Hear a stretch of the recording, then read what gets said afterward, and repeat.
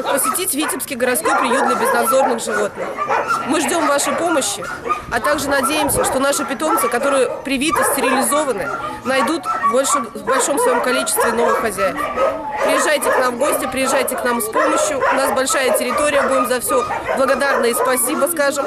Ну и просто ждем в гости всех желающих посетить единственный в республике приют для безнадзорных животных. Режим работы приюта с 8 утра до 8 вечера в любой день недели. Будем очень вам признательны за овощи, кроме картофеля, за любые виды круп. Ну и, естественно, за мясо, которое очень любят наши питомцы. Добраться к нам можно от железнодорожного вокзала автобусом 4 номер, который идет до остановки, которая так и называется «Притулок для бездомных живел».